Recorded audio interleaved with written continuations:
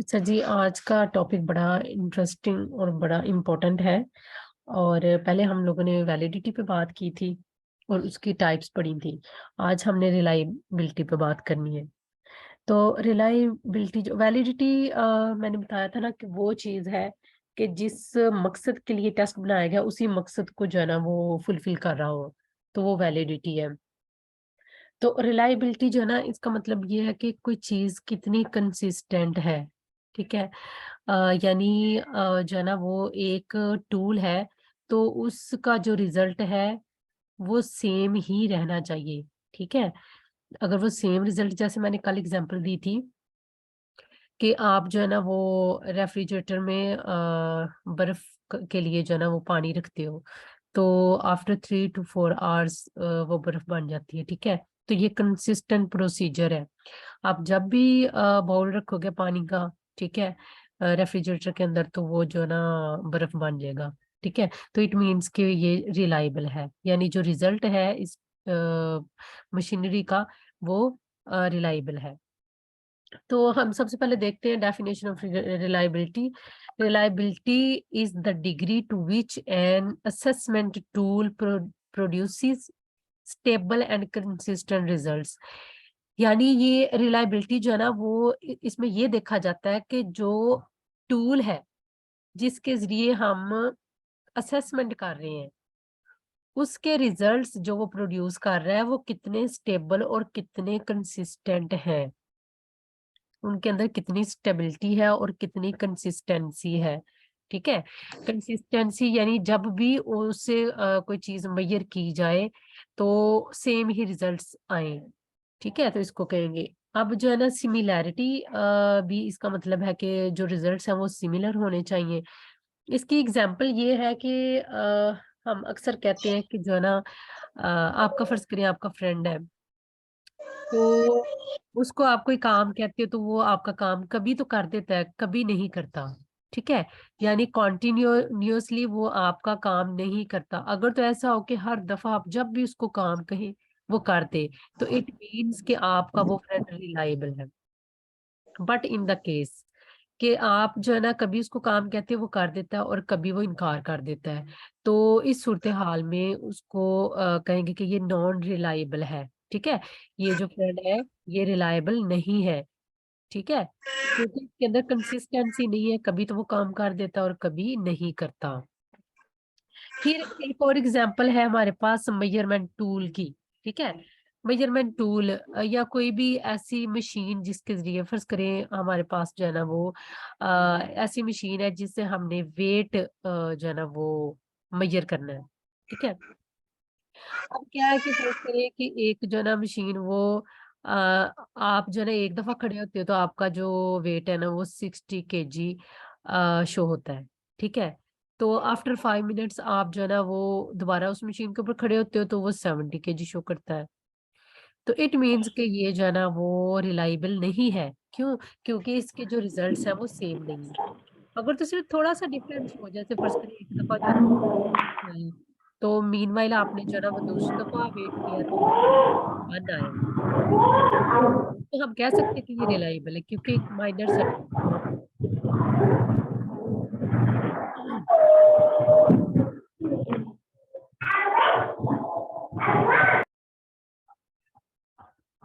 अच्छा जी। तो ये जो है ना ये इसको कहते हैं रिलायबिलिटी, यानी कंसिस्टेंसी हो और स्टेबिलिटी हो रिजल्ट्स के अंदर, तो वो जो टेस्ट है ना ऐसा टेस्ट जिसका जिसका रिजल्ट कंसिस्टेंट और स्टेबल हो, तो वो रिलायबल है। आगे हम देखते हैं टाइप्स ऑफ रिलायबिलिटी। तो इसकी जो है ना वो कुछ टाइप्स हैं, जिनमें सबसे पहली टाइप जो है ना वो है टेस्ट रीटेस्ट रिलायबिलिटी। ठीक है। अब टेस्ट रीटेस्ट जैसे नाम से ही जाहिर है, इसमें ये होता है कि एक दफा टेस्ट लिया जाता है और वही टेस्ट जो है ना कुछ वक्फे के बाद दोबारा ले लिया जाता है। ठीक है। और वो टेस्ट सेम ग्रुप से होता है। एक बात। दूसरा जो है ना वो उसमें ये है कि जो गैप है ना वो भी देखना चाहिए कि कितने डेज का है। ठीक है। अगर तो 10 to 15 डेज का गैप है ना तो it it it is ideal gap. ठीक है।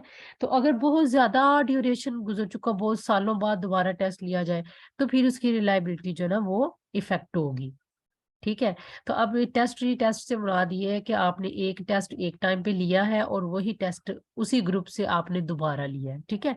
तो फिर आपने उन दोनों के रिजल्ट्स को आपस में मैच किया है कि उनके अंदर अगर दोनों की नंबरिंग में जो है ना मुताबिकत, ठीक है, या रिलेशनशिप, वो अगर क्लोज है तो इसका मतलब है कि रिलायबिलिटी ज्यादा स्ट्रांग है। और अगर उन रिजल्ट्स के अंदर जो है ना वो जो मुताबिकत है वो लो है, ठीक है, तो हाई दर्जे की नहीं है। अगर हाई दर्जे की तो फिर तो वो रिलायबल है, और अगर लो दर्जे की तो फिर वो रिलायबल नहीं है। ठीक है। और ये जो टेस्ट है ये दो दफा जो है ना वो हेल्ड किया जाता है, ट्वाइस टाइम्स जो है ना ये लिया जाता है। अच्छा जी, test reliability is a measure of reliability obtained by administering the same test twice over a period of time to a group of individuals। एक ही ग्रुप ऑफ इंडिविजुअल्स है, ठीक है, उसी से आपने ये दो दफा एडमिनिस्टर किया है। ठीक है, यानी ये जो टेस्ट है ये हेल्ड किया है या एडमिनिस्टर किया है 2 times। तो the scores from time 1 and time 2 can then be correlated in order to evaluate the test for stability over time। तो अब जो स्कोर है ना टाइम 1 और टाइम 2 दोनों के अंदर कोरिलेशन होना चाहिए। ठीक है, कोरिलेशन होगा, जितना स्ट्रॉन्ग कोरिलेशन होगा उतनी स्ट्रॉन्ग रिलायबिलिटी होगी। तो अगर जो है ना वो लो या वीक होगा उनके अंदर रिलेशन, ठीक है, तो फिर इट मीन्स कि ये रिलायबल नहीं है।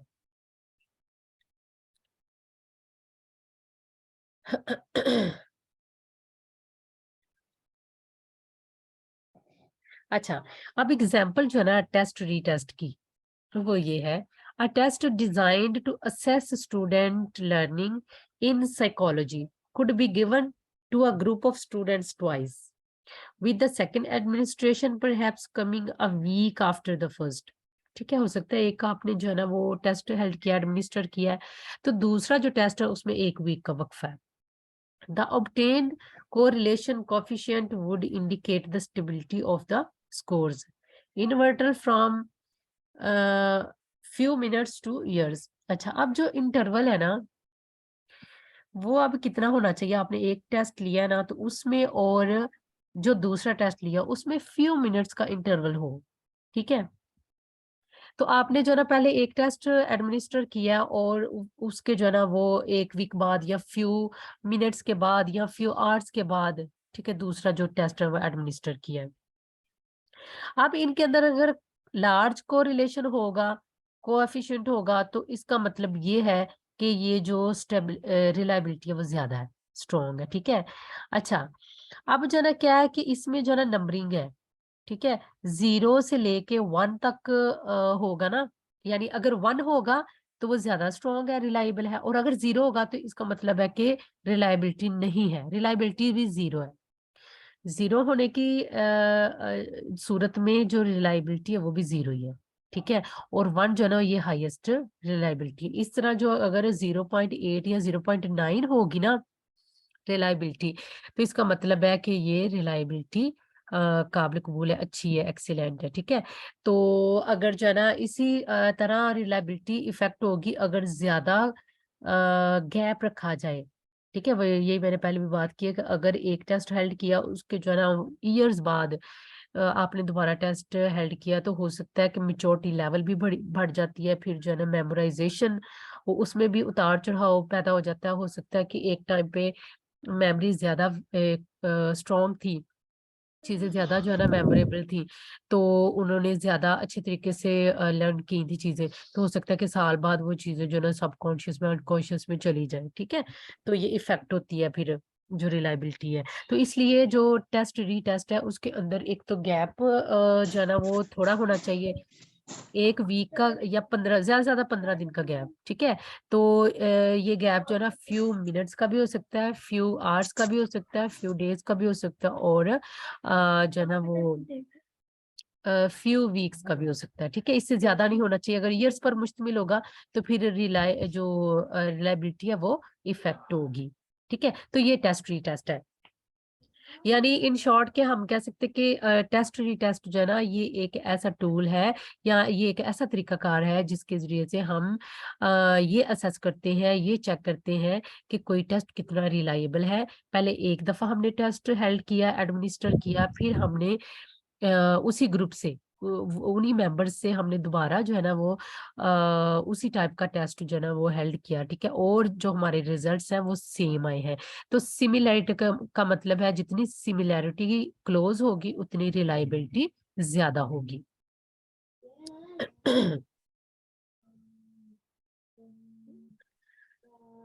उसके बाद जो दूसरी काइंड है, दूसरी फॉर्म है, दूसरी टाइप है रिलायबिलिटी की, वो पैरेलल और equivalent form of reliability.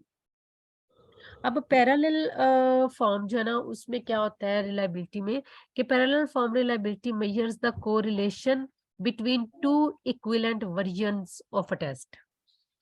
You use it when you have two different assessment tools or sets of question designs a measurable parallel form of reliability. अब क्या होता है कि आपके पास जो है ना टू डिफरेंट असेसमेंट टूल्स है, ठीक है, टू डिफरेंट असेसमेंट टूल्स हैं और या सेट ऑफ क्वेश्चंस हैं, ठीक है। फर्ज करें, मैं आपको एग्जांपल देती हूँ कि एक क्वेश्चन है कि जो है ना वो 2+3 = आगे खाली जगह, ठीक है, आपने फिल करनी है 2+3। दूसरा क्वेश्चन है 7+5 = अब देखिए है तो दोनों जो है ना इनकी नंबरिंग, ठीक है, वो तो सेम नहीं है, एक में 2+3 और एक में 7+5 है, बट दोनों में चूंकि प्रोसीजर सेम है ना, यानी जो उसका मकसद है ना, जो चीज हमने जो है ना वो चेकआउट करनी है वो है प्लस का कॉन्सेप्ट। अगर वो क्लियर है तो इट मीन्स के जो है ना वो दोनों टेस्ट जो है ना वो इक्विवेलेंट है, पैरेलल है, ठीक है। पैरेलल फॉर्म्स रिलायबिलिटी की एग्जांपल है a set of questions is formulated to measure financial risk aversion in a group of respondents. The questions are randomly divided into two sets and the respondents are randomly divided into two groups. Both groups take both tests. Group A takes test A first and group B takes test B first.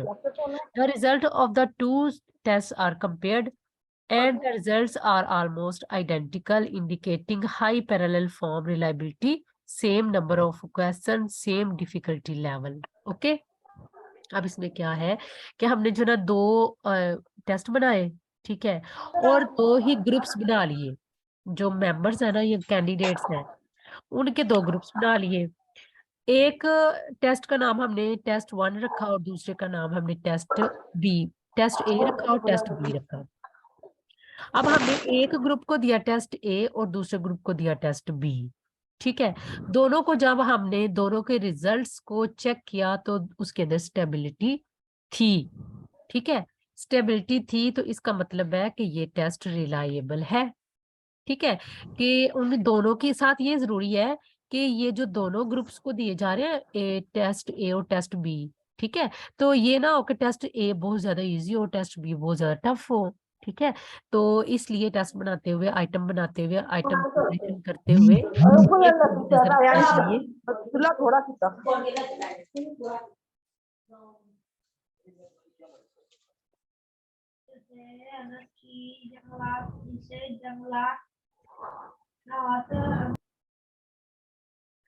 अच्छा जी, तो साथ ये भी फिर मद्देनजर रखना चाहिए कि वो टेस्ट जो है ना दोनों, वो उनकी डिफिकल्टी लेवल भी सेम हो, ठीक है, और क्वेश्चंस भी सेम हो, ठीक है, नंबर ऑफ क्वेश्चंस भी सेम हो।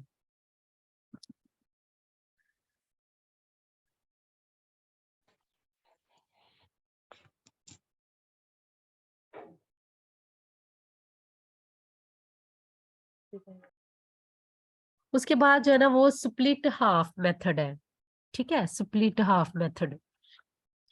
इसमें क्या होता है कि ये it is a test for a single knowledge area in split is split into two parts and then both parts given to one group of students at the same time. अब क्या होता है कि एक ये जो स्प्लिट हाफ मेथड है ना, स्प्लिट हाफ का मतलब है कि एक ही चीज को दो हिस्सों में तकसीम करना। ठीक है, तो जो है ना वो, इसका मतलब ये है कि एक ही टेस्ट है, ठीक है, उसका हाफ पार्ट जो है ना आपने पहले ले लिया है, उसके बाद एक इंटरवल है, ठीक है, और उसके बाद आपने दूसरा पार्ट जो है ना वो हेल्ड किया, दूसरा पार्ट एडमिनिस्टर किया है। इसको कहते हैं स्प्लिट हाफ मेथड। अब ये जो मेथड है ना स्प्लिट हाफ, ये, हाँ जी, इसके जो ना एडवांटेजेस हैं, it is more practical than other.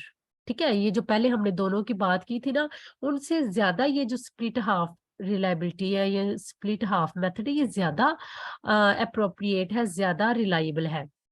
Because number one, no need to administer the same test twice.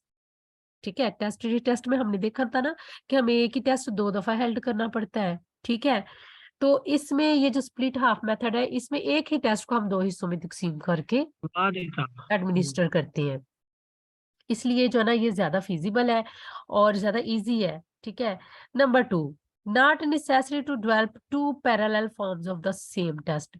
अब जैसे हमने इसमें देखा था पैरेलल में कि एक ही टेस्ट को हमने दो पार्ट्स में बना के ना, तो दो ग्रुप से, यानी ग्रुप जो टेस्ट ए और टेस्ट बी बना के, तो हमने दो ग्रुप्स में दिया था, ग्रुप ए और ग्रुप बी में।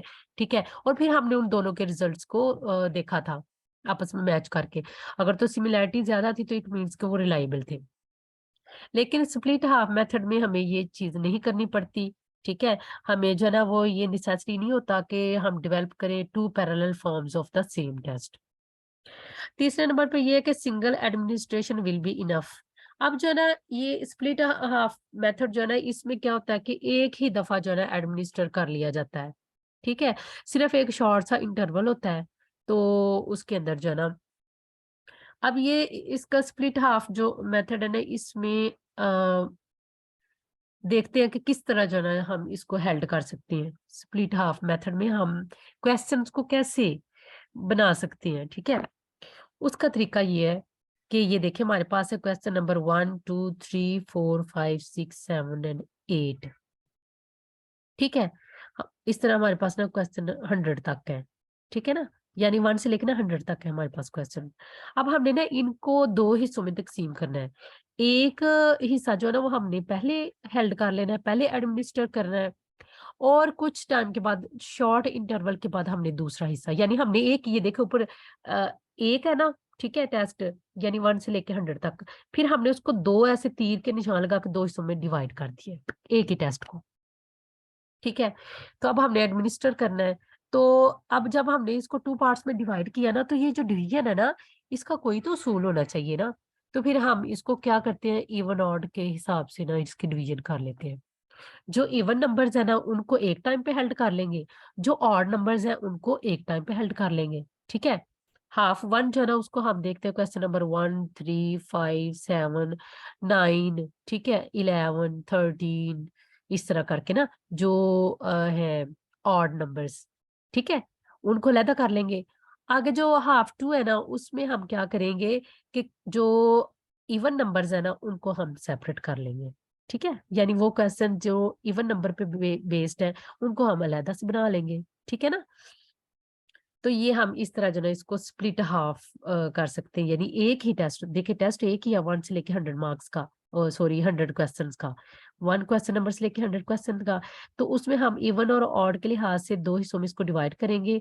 तो जो ऑड है उसको हम पहले हेल्ड कर लेंगे, और उसके बाद शॉर्ट इंटरवल होगा, उसके बाद हम उसी ग्रुप से उसी टाइम उसी दिन हम लोग जो है ना वो दोबारा से दूसरा जो इवन नंबर्स पे बेस्ड है ना क्वेश्चन क्वेश्चन पेपर, वो हम उनसे जो है ना वो दोबारा ले लेंगे टेस्ट। ठीक है, इसको कहते हैं स्प्लिट हाफ मेथड।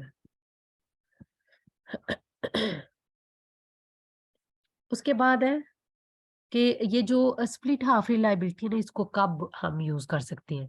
तो the split half reliability method is an easy method to carry out if you want to measure internal consistency।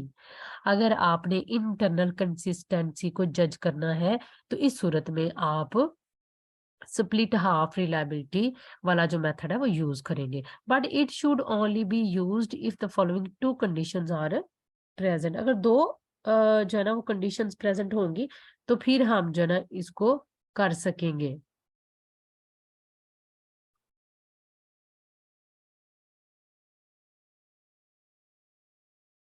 कि हमने जो उसकी इंटरनल कंसिस्टेंसी है ना उसको हम लोगों ने चेक करना है, ठीक है।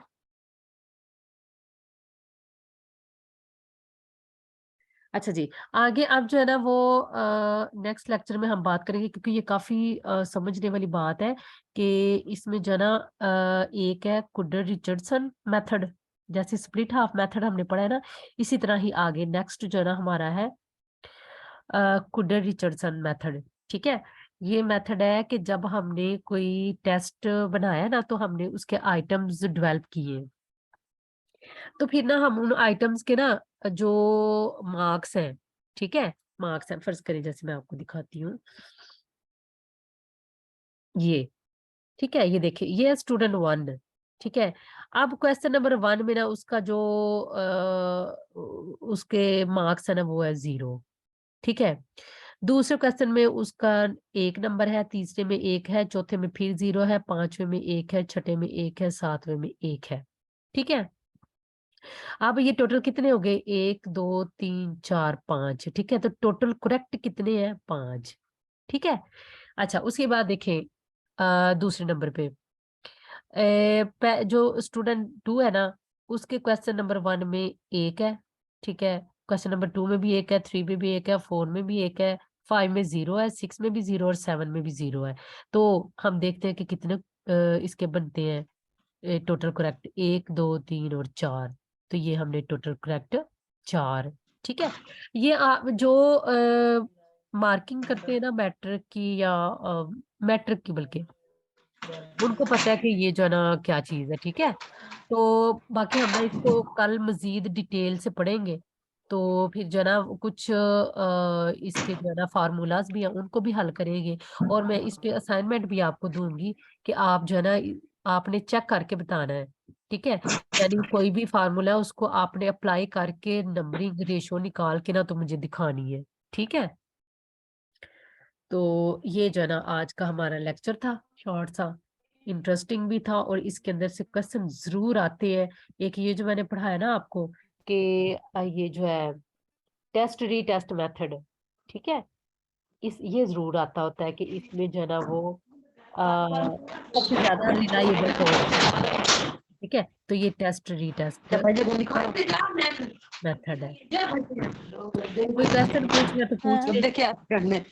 अस्सलाम वालेकुम मैम। जी वालेकुम सलाम। मैम सॉरी मैं थोड़ा लेट ज्वाइन किया, मुझे टाइमिंग का पता नहीं चला। आप मुझे चलिए जरा कोई बात टेस्ट री टेस्ट दोबारा रिपीट कर सकती हैं? मैं आपको सारा एक दफा फिर से रिपीट कर देती हूँ, कोई इशू नहीं। Thank you ma'am. Most welcome. हमने ना आज पिछले लेक्चर में हमने पढ़ा था वैलिडिटी, ठीक है। तो वैलिडिटी का मतलब ये था कि जो हमारा मकसद है ना उसी को हम हिट करें, ठीक है ना। यानी हमारा जो निशान है ना वो डायरेक्ट उसी पे लगना चाहिए जो हमारे जिस पे हम लगाना चाहते हैं, ठीक है। जो रिलायबिलिटी है ना, रिलायबिलिटी, इसका मतलब ये कि बार बार करने से रिजल्ट वही आए, ठीक है, बार बार करने से रिजल्ट वही आए। अच्छा जी, अगर क्लास जो है ना एंड होगी फिर आप दोबारा ज्वाइन कर लीजिएगा, ठीक है। यस मैम ठीक है। अच्छा जी, ओके।